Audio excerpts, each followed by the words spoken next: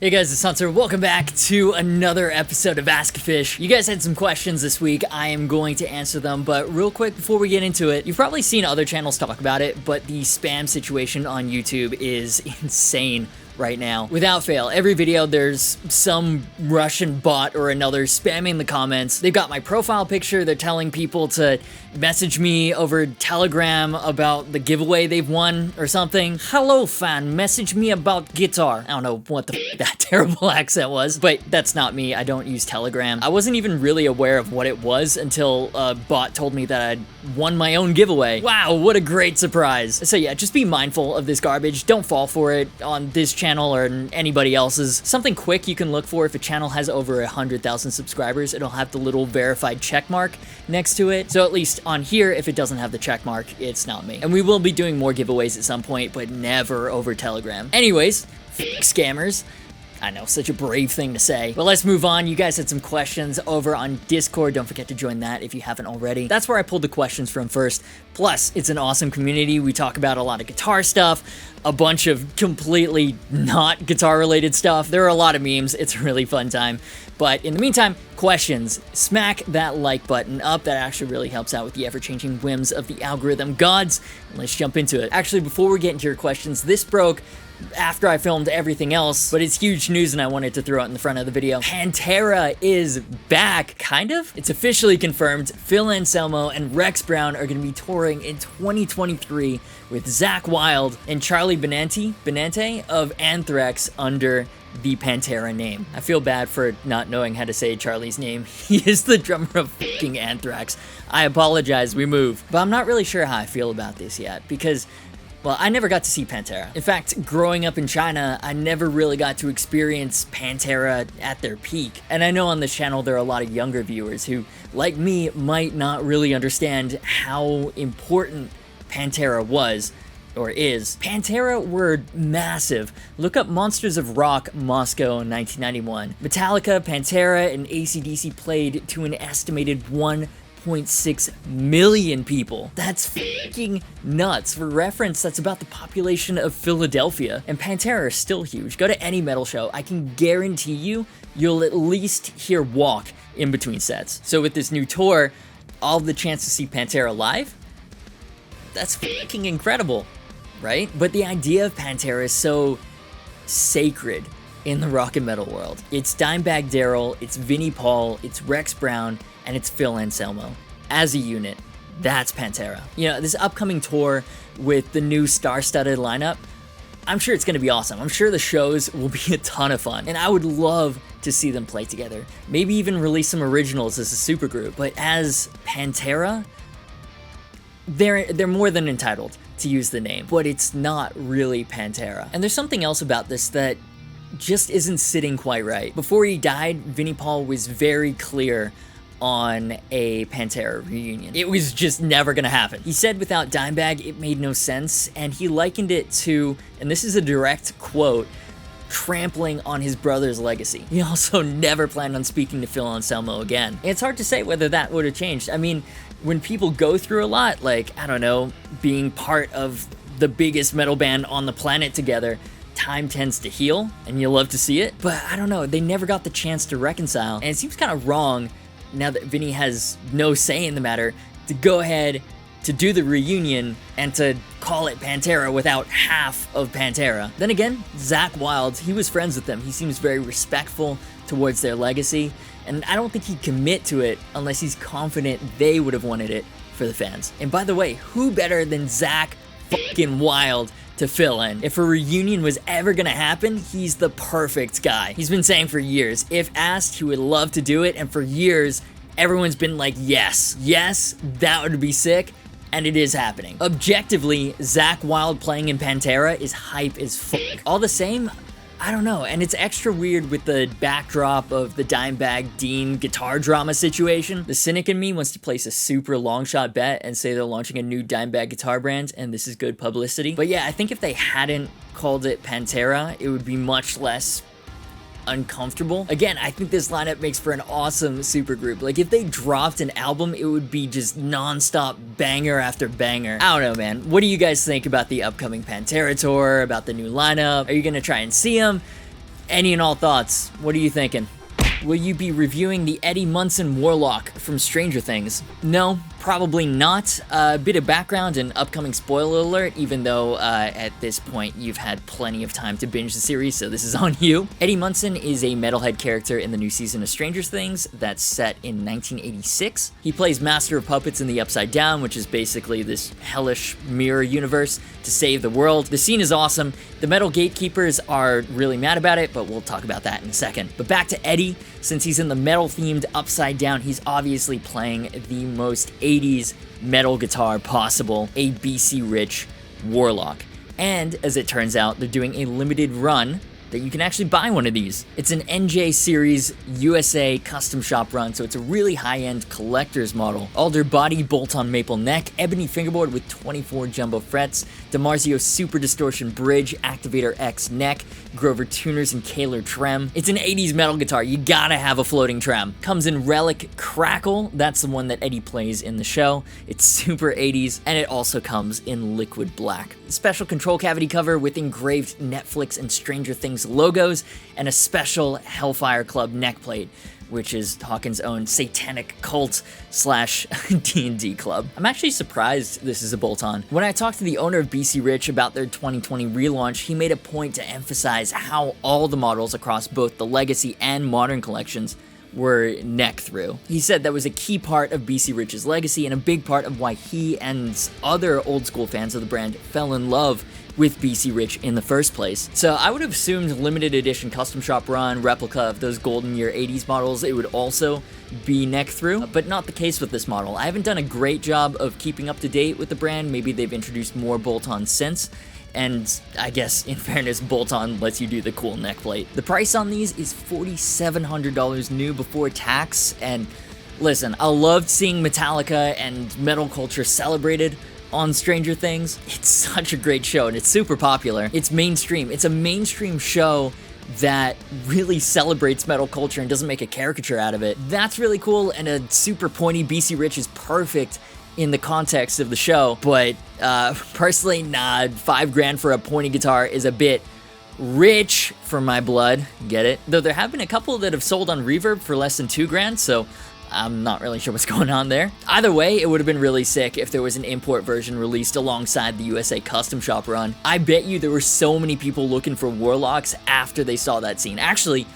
I've got the data to prove it. You can filter Reverb searches by sold listings, and it's crazy the number of Warlocks that have sold over the past couple of weeks. Not only that, but Harley Benton has a really shitty, cheap-ass Warlock-esque thing. Sales rate of that has more than doubled since the Stranger Things finale. So that tells me in the past couple of weeks, there's quite a few new guitar players, new metal guitar players specifically, and hopefully they'll still be playing in a year's time, because I think that's what Fender said is the cutoff for when players actually stick with the instrument. No, my footage did not get corrupted. This is definitely the first time I'm filming this. But yeah, new metal guitar players. I think a lot of them will still be playing in a year's time. Because look at this. Master of Puppets is in Spotify's top 50. It's charting on the Billboard rock charts for the first time since its release 36 years ago. A whole new generation is being exposed to Metallica, and apparently they love it. And the staying power is being helped by Metallica themselves getting involved. They're on TikTok, they've done a duet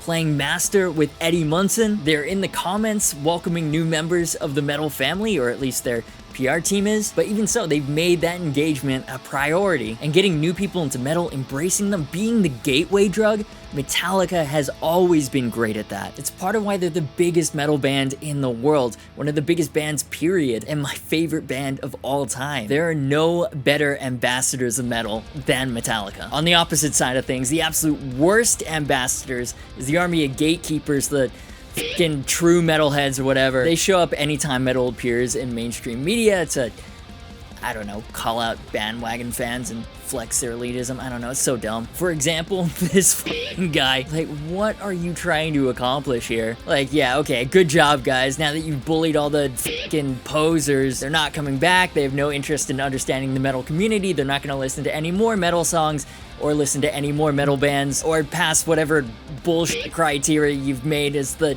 main metal character. You fucking saved metal, dude. Good job. So genuinely dumb. Just let new fans get into metal. What's the big deal? Why don't you like new metal fans getting into metal? What's the end goal here? You're gonna be left with a metal community that's analogous to an Alabama family. I apologize, Alabama, that was a low blow. But you know what I mean. Sometimes it might be good to embrace new blood and, I don't know, maybe not keep it exclusively in the family. Now, in fairness, a lot of mainstream media does represent metal as like the butt of the joke. Oh, the people that listen to metal, they're so crazy and angry and weird. That's the joke. That's all the joke is. Great. But that's not how it's presented in Stranger Things. It's celebrated, it's respected, it's given the coolest scene in the whole damn series. To illustrate that, Joseph Quinn, the actor that plays Eddie, he actually learned to play Master of Puppets on guitar. I mean, check it out, it's on YouTube. It's not the cleanest attempt ever, but he's actually downpicking everything too. The solo was played by Rob Trujillo's son, Ty, as well. It's literally the next generation of Metallica playing to the next generation of metal fans. Beautiful. I'll leave it with this excellent tweet. Can't sass kids for discovering Kate Bush and Metallica through Stranger Things when I know full well my entire music taste came from Tony Hawk's Pro Skater 2. Very well said. Listen, everybody has their gateway drug. Nobody pops out of the womb blasting Cannibal Corpse, unless you did, in which case I stand corrected. But in general, as Metallica put it, we all started at Ground Zero at some point. Anyways, that was just something I wanted to rant about real quick, or for a long time, and I wanted to provide a little more context to the Stranger Things situation. It was an awesome scene and an awesome event for metal, and I just don't understand the gatekeeping mindset of people who supposedly love the genre too. But yeah, after all that, here's where I'll throw it to you. My brothers in Christ, what are your thoughts on, well, anything I just rambled about? Metallica, gatekeeping in metal. What did this question start with? Oh, the custom Warlock. Let me know what you're thinking. Kong Benny asks, hey gamer, have you ever had problems motivating yourself to play, and how did you get through it? Yeah, so no one's immune to this. Everybody's run into that brick wall at some point. Personally, I find that motivation is about accomplishment. Making sure you're always making progress in some way, making sure you're not falling into a rut. That's the key to staying motivated. And not just guitar, by the way, but like, you know, in life in general. Stagnation, that's the quickest way to kill motivation, to kill the joy in anything. That's why they say you should always start your day by making your bed, because it's such a small habit, but it gets you in the mindset of accomplishing things, and accomplishing things feels good. Now, do I always make the bed in the morning? Hell no. But should we?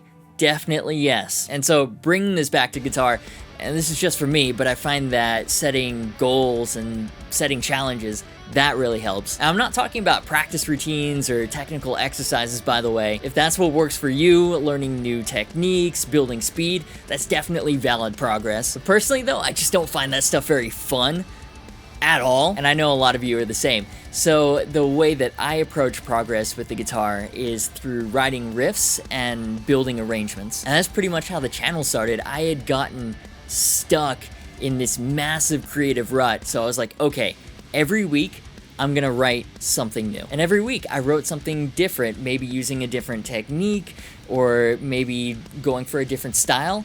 But that, being creative, that brought me back into the guitar. And it still motivates me. Every time I get a new piece of gear, I'm like, okay, what's special, what's unique about this, and how can I utilize that to create a cool demo track? Like, holy shit, writing in drop E with that baritone for the first time, amazing. It's especially fun when it's signature gear or gear that an artist is known for playing, like trying to analyze the style of Metallica, of Trivium, of Slipknot, and replicate it without directly ripping any track off note for note. You guys are gonna love the Epi Origins demo, by the way. I was trying to write a Trivium song that wasn't a Trivium song, and even Matt thinks it sounds pretty Trivium-esque. He said it was like if he and Corey had a riff-writing baby. I'll take it. But I mean, the Archetype Gojira demo, the upcoming Adam Jones standard demo, those were super fun because I hadn't really listened to either Gojira or Tool too much. Like, obviously, there's huge bands, so I've heard some of their songs here or there. But really sitting down, analyzing their movesets, and adding those styles to my playing, like adding those to my playing arsenal for later when I'm writing originals, it's so so satisfying, and that's what keeps me coming back and motivates me to play more guitar. Again, that's just me, but I think the main point is progress and accomplishment. So my unsolicited suggestion is, if you're struggling with motivating yourself to pick up the guitar, find your way to feel accomplished. Start with small goals. Hey, today I'm gonna learn this riff. Today I'm going to write a riff. Variety. Try to explore and learn simple things from genres that you wouldn't normally play or listen to. Keep it realistic. Yesterday I couldn't sweep pick. Today I'm learning Through the Fire and the Flames. That's probably gonna be a little bit frustrating when you have no chance of following through. Get in the habit of making progress. Get in the habit of keeping things fresh. Get into those habits and you'll have the tools to kind of pull yourself out of a motivation rut. Or at least that's just what I think. Here's where I'll throw it to you though. How do you motivate yourself? What are some tricks that you use if you're just not feeling it? Leave them down below. Black Dahlia asks, how might one go about writing and releasing an album? Funny, you should ask that. I think I somewhat answered the writing aspect last question, but as far as releasing an album though, well, have you heard of today's sponsored DistroKid? I'm sorry, that was obnoxious, but if you're serious about releasing an album, or in today's streaming world, I would recommend releasing one single at a time and then packaging them up into an EP. You really should check out DistroKid. So let's take a quick second and thank them for sponsoring today's video. I love DistroKid because they're hands down the best way to get your music onto all the major platforms. Spotify Music, Apple Music, YouTube Music, Amazon, iHeartRadio even. Not one I would normally mention, but they're on the quite extensive list. DistroKid is a fantastic service that eliminates all the headaches. Uploading is just a few clicks. If it's a cover, they'll even help get the license, which is huge. And a big reason as to why I and so many others love and use DistroKid is because they're musician focused and they're constantly improving the service for modern artists. They're always adding new features, splits for all collaborators to get paid fairly, promo cards to advertise new releases on social media, and one of my favorite features is called synced lyrics. You know when lyrics automatically scroll on Apple Music or on Instagram stories? So even if you're watching an Instagram story with the sound off, you're still engaging with the music? Those are synced lyrics, and with DistroKid you can automatically create and upload them for all your tracks so listeners can follow along and really engage with your music. It's an interactive element that adds to the listener's experience of your song and in turn with you as an artist. Just one of the many features DistroKid offers, and they also don't take any cuts. All revenue earned from your music is yours. Pricing starts at just $20 a year for unlimited uploads. But for you guys, if you use my link in the description, you'll get a special discount. Plus, it supports the channel by letting them know that I sent you. So if you got music, let it be heard with DistroKid. And while you're checking that out, let's jump into your next question. Cardi Danger asks, can we hear you say something in Chinese? You know, I used to hate when people ask me that. Like, I would just freeze up because without fail, every time people learn I speak Mandarin, they're like, oh, just say something in Chinese. It's like, what? Give me a prompt. Like, what am I supposed to say, dude? So I just started teaching people something that's universally applicable and actually very useful. Like, straight up, you could be dropped off in China right now, armed with nothing but this phrase, and you'd be able to survive. It goes, 我操，饿死了. And that translates to, oh, fuck, I'm starving. You're very welcome, now you know Chinese. Iskari asks, what's the best deal on a guitar or a piece of gear you've ever gotten? Companies/stores sending you product or subsidizing product doesn't count. Oh man, I used to get some great deals on Craigslist. I would say probably the PV6505 Plus. The prices exploded on those. It's since calmed down a bit, but I got mine off Craigslist a few years ago. It's a USA model, and it was $300. Actually, no, I take that back. It wasn't the PV. In college, we were looking for a drum kit, and I found one on Craigslist for a few $100. It wasn't anything super special. It was a pretty beat up mid-level Pearl kit. There were a few pieces missing though, so using the negotiation skills I'd honed after years of living in China, I was able to negotiate a better price. That new price ended up being free, so that was a pretty decent deal, I thought. Man, it was so sketch though. We showed up, and the dude's like, y'all here for the drum kit? Follow me, it's in the basement. He opens the door to the basement, and it's these stairs just descending into pitch black, just pure darkness. And the friends I was with, they were just like, yep, we're gonna die. Meanwhile, my dumb ass was like, yeah, maybe. Let's see what's down there though. 9 times out of 10, rural Georgia. That story ends with a newspaper article about kids being cut up and fed to pigs or whatever. But this being the good ending, there actually was a free drum kit down there. Got a free drum kit and did not get murdered. Pretty good deal, to be honest. And the guy ended up being really cool too. Like, he helped introduce us to a lot of the local rock and metal scene here in Atlanta. So actually it was free drum kit, not murdered, and a new friend. So yeah, that's the best deal on gear I've ever gotten. What about you though? What's your best gear deal that you've ever gotten? Do any of them beat that? Did not break a $6,900 Nocaster asks, do you listen to much music that you used to when you were younger? Like, do you ever go back to your teenage taste of music, and do you approve of yourself? Seems like a bit of a loaded question, but I'll bite, because 100% yes, dude. My teenage years are when I found out about Napster and LimeWire and trying to download all of the Tony Hawk's Pro Skater soundtracks. Of course, totally legally as backups of songs that I already owned.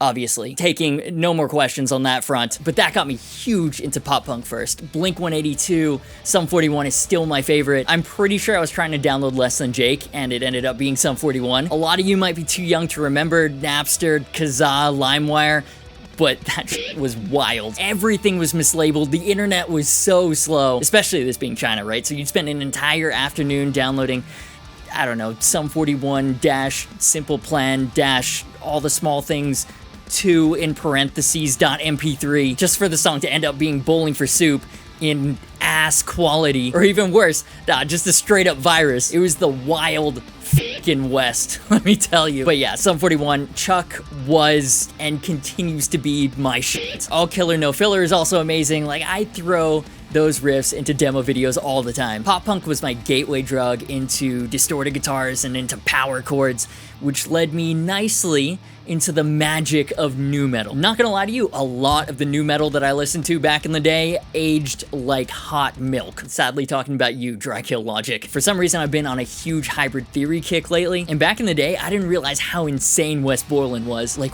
what is going on with that opening riff for Hot Dog? So coming back to Westmoreland's riffs, now that I actually play guitar, gives me a whole new appreciation for him. Do yourself a favor. Yes, I know Fred Durst is as annoying as he can be amusing, in fairness, but check out some of Westmoreland's riffs. They're wild. And teenage years, that's also when I heard my first Metallica song, and it's just been game over ever since.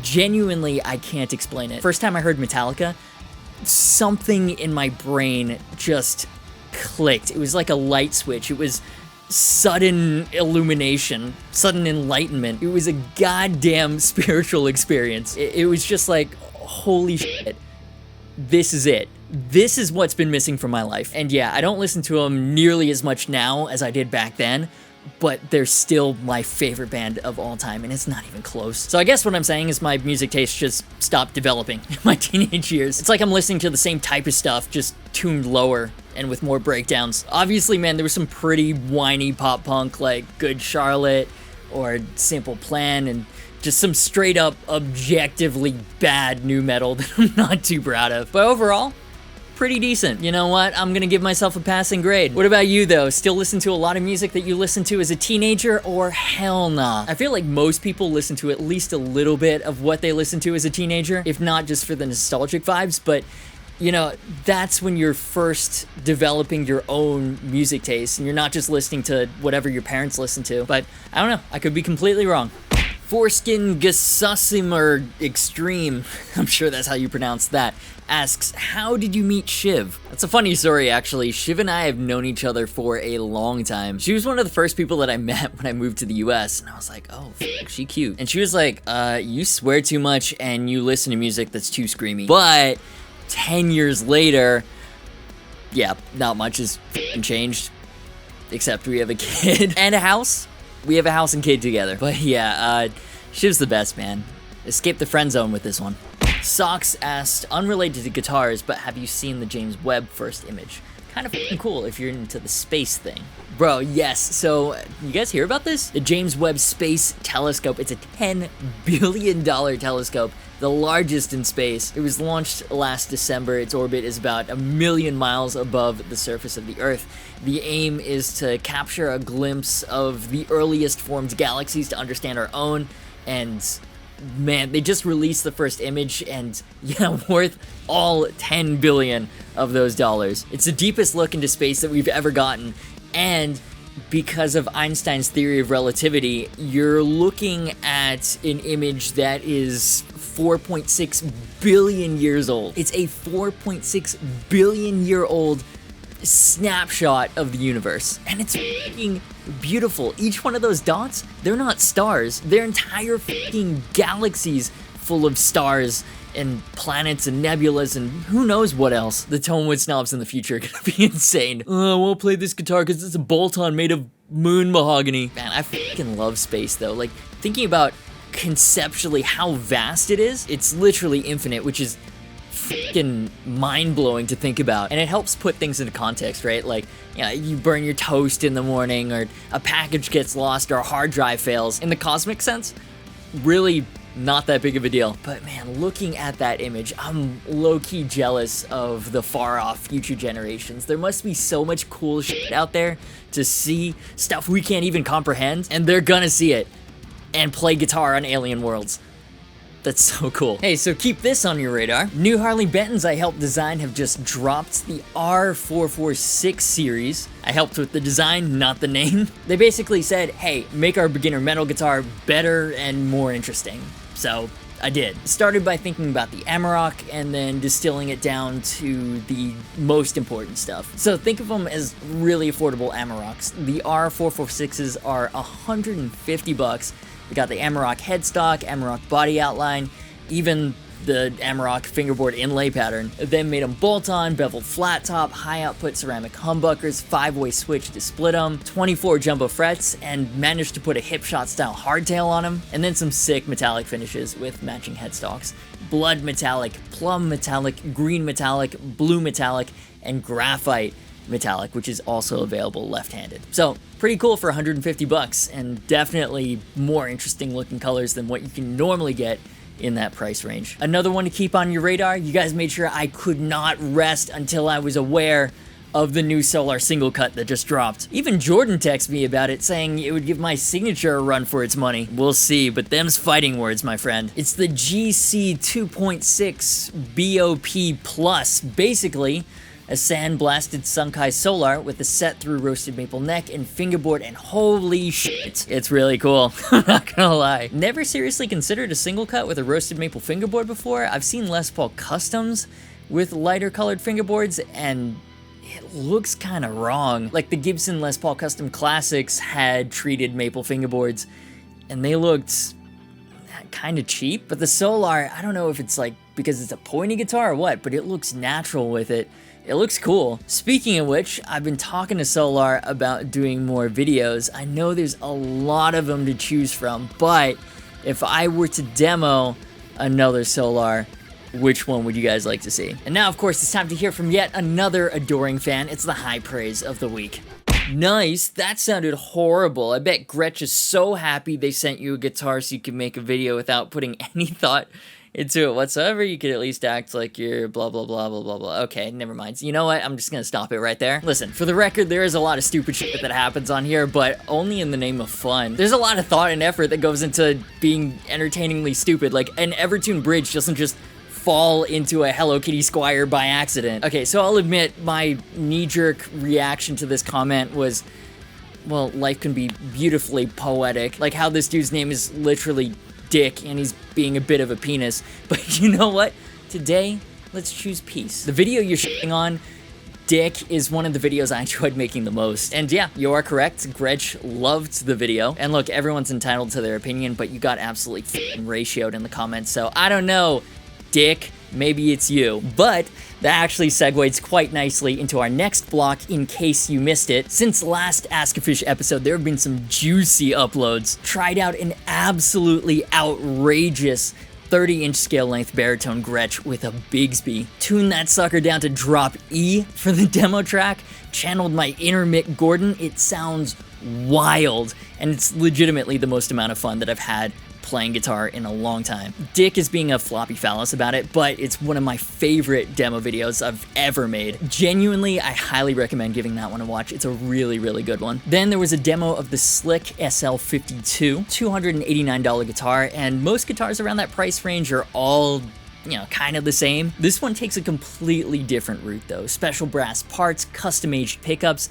and honestly for the price, it's worth it for the sandblasted ash body alone. Unreal they've managed to do that for this price. The rest of the guitar sounding pretty good is just a nice bonus. Then put up a few shorts, Guitar of the Day episodes of the Fender American Professional 2 Telecaster Deluxe and the gloriously slime green EVH 5150 series standard. RIP Eddie, we miss you. And then a little short talking about Master of Puppets and Stranger Things, RIP other Eddie. Honestly, these shorts do very well on TikTok and on Instagram, and they do not do well at all on YouTube, but they're fun, so I post them here anyways. Then one of the first unboxing videos in a while unveiled a special collaboration with Valiant Guitars out of Ukraine. Their Jupiter is one of the best guitars I've ever played, and now it comes in pink. F yes. Less impressive were the two vintage Gibsons made out of resin wood or some shit. Let's just say there was a reason they were so cheap. But it's gonna make it all the more satisfying to mod the absolute hell out of them. And by the way, I'm asking for your mod ideas on those, so if you want to get involved, make sure to head over there and let me know how you'd mod them in the comments. And lastly, if you missed last Ask-a-Fish, we talked about the Epiphone Adam Jones. Apparently, that's all we talk about. A new PRS SE Mark Holcomb signature and the mid-2022 Charvel releases, including Jim Root's long-awaited San Dimas's. Link to all those in the cards and in the description. And last thing, massive shout out to all my wonderful patrons. These last few months have been a huge adjustment in terms of running the channel, in terms of life, and I really appreciate you guys sticking around and supporting me and supporting Frida and supporting Pringle and Kosh and supporting the channel while I'm figuring everything out. It's been tough, but that support really has meant a lot. And we're only about 11 patrons away from upgrading everything to crispy 4K to make even better content for you guys. So yeah, just thanks for all the love and support recently. It means the world. But sappiness aside, in the meantime, social media, affiliates, and Discord server links are in the description. As always, thank you so much for watching. You've been awesome, and I will see you for the next video.